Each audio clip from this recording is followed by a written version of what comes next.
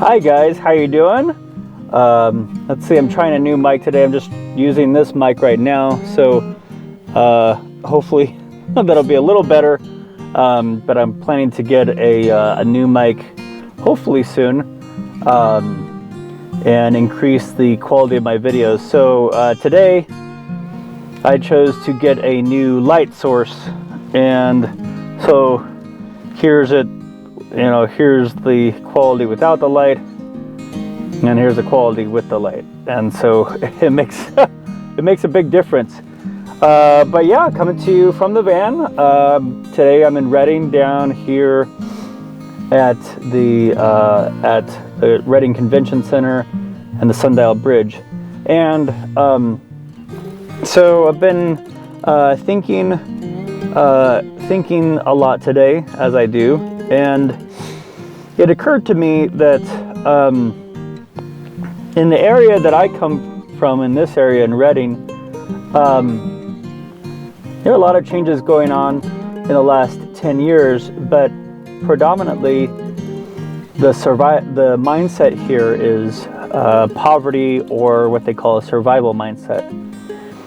And so what the survival mindset says is do what you have to not die.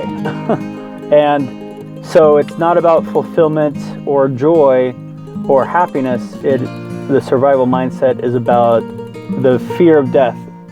So FearCenteredness is the core of the survival mindset, because the survival mindset says avoid starving, avoid homelessness, avoid bad things. And that's another way of saying, this is what I don't want. I don't want bad things to happen. And so knowing what you don't want is a good start, in my opinion, but it is a terrible ending. The way I think about life, in some sense, is like negative numbers, 0, and then positive numbers.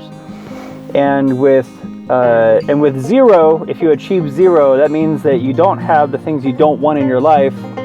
But what is it that you do want in your life? And aiming towards the vision and the goals and the tasks in that dreams, or that desire space, takes you into the positive numbers. And so for me, like, I know how to survive, but surviving is not thriving. And so the last position I left with a college, and in the country that I was in Saudi Arabia, I was just surviving. And I was getting paid well, but being paid well is not the same as thriving emotionally, psychically, spiritually, physiologically, etc. And so you can still be making millions of dollars in some sense, but not actually thriving intrapersonally. So with this, I was just thinking about the dichotomy of surviving and thriving. And so for me, I know how to survive, but surviving doesn't bring me joy, and it's centered on, it usually is, or at least can be, centered on fear, especially if it's done for too long. And so for me, like, I'm working a good job right now, but it's not a job that taps me to the depths of my talents and whatnot. And where I personally thrive is when I'm educating, ministering, or writing. And particularly writing books is something that I thoroughly enjoy. It's work. It's hard work, but somehow it's something that I want to do on one level, because it outlasts me, and it's a form of legacy for me, my children, my grandchildren, and for other people who want what I've learned. And so I guess in some sense, like, I was journaling to and from God, is how I like to interact with God on the interpersonal level, because, well, anyways. And so what I was reminded of today is that God is not going to dictate to me how I live my life or the choices I make. He's going to give me the best information he has, and then he's going to support the choices I make. And so some people may not agree with that, but some people are not me. And so I'm excited because the future is looking more like a field of positive options rather than ways to just survive. And so I have a bunch of options ahead of me, and I can choose almost anything I want. And for me right now, I think the main thing is rest. But beyond that, I get to choose what I want to do. And I'm super excited about that. And so I'm excited that I get to move into a stage of life where I thrive as a way of living rather than simply surviving. And so I'm not sure how that looks. I know that there are a few key things that are important for me in terms of thriving. So one of those is relationship, my relationship with God, and my relationship with people.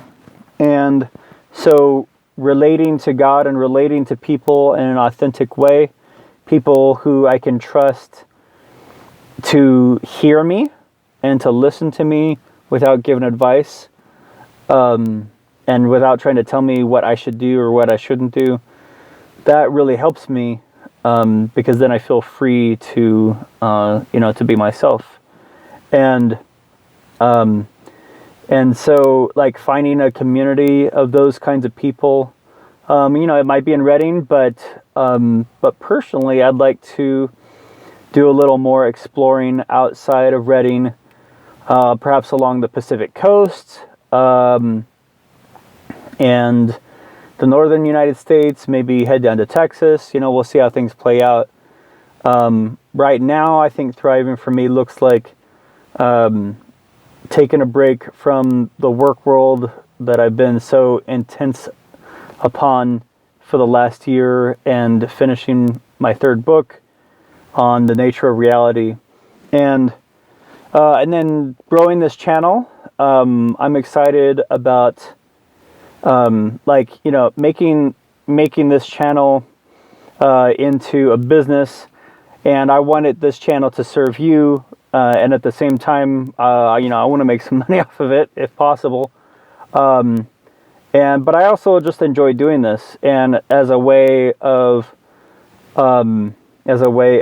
documenting my van life. And I'm coming to you from the van, and that's what this is. But I think that van life can be looked at in the two lenses that I've already outlined. One is surviving, and so one can make the argument that van life is one step away from homelessness, or you can make an argument that van life, and this is what I've been trying to articulate, is a way to gain more freedom. For me personally, it lowers my monthly expenses in America.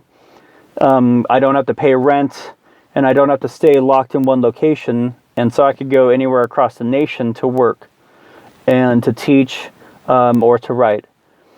And as I make money and invest that and publish books and etc., that can help me to, the low cost of van life can help me achieve financial freedom and wealth a lot faster. So anyways, we're coming to the end of the video, but I just want to say thank you so much for your time. Thank you for watching. If you like this video, please subscribe and hit the like button. And if you think anybody would benefit from this video, please share it on social media, Facebook, YouTube, or any other social media platform. So I just want to say thank you so much for your time, and have a great day. Bye-bye.